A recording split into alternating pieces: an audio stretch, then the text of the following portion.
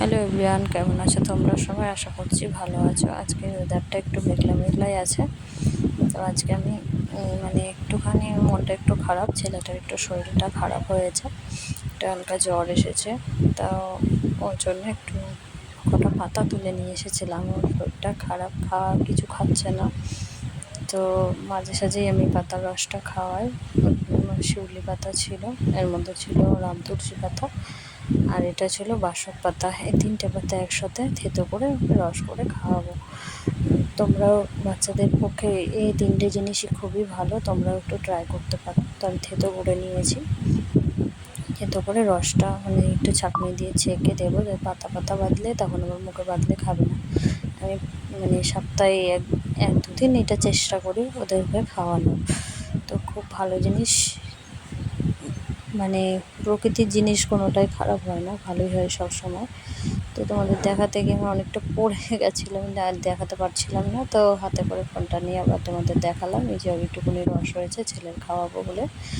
তো তা খাওয়ানো শেষ করে ছেলে, তারপর আমি চলে আসলাম রান্নাঘরে। একটা নতুন তোমাদের রেসিপি দেখাবো বলে। পটল তো সবাই খাও, পটলের খোসা কি কোনো দিন তোমরা খেয়েছো? তো এরমভাবে পটলের খোসা খেয়ে দেখো। রান্নাটা ভালো লাগলে একটা লাইক কমেন্ট করে দিও। তো পটলের খোসাগুলো ভালো করে ধুয়ে সেদ্ধ বসিয়ে দিয়েছি, হালকা একটু সেদ্ধ করে নিতে হবে।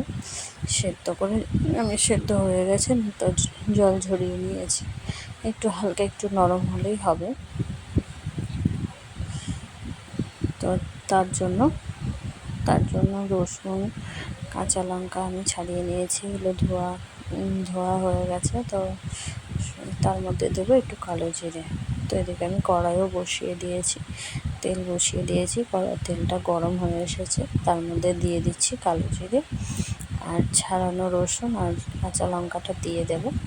একটু হালকা তেলের উপরে দিয়ে একটু নাড়াচাড়া করে নিতে হবে।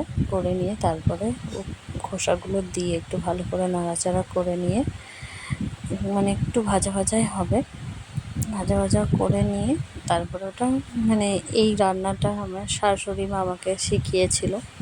মানে মাঝে সাঝে আমি ওনাকে বলতাম যে এই রান্নাটা করে খাওয়া আমার খুব ভালো লাগে। তো ওটা ভেজে মিক্সিং বোলের মধ্যে মিক্সারে ঘুরিয়ে নিয়েছি। তো একটু জল, মিক্সারে ঘোরার একটু জল দিয়েছিলাম, তাই একটু কড়াই দিয়ে নাড়াচাড়া করে নিচ্ছি যাতে জলটা শুকিয়ে যায় পুরো। তো আজকের ভিডিওটা তোমাদের কেমন লাগলো জানিও। তো আর এইভাবে একটু রান্না করে খেয়েও দেখো, মানে খুব ভালো লাগে এই রান্নাটা।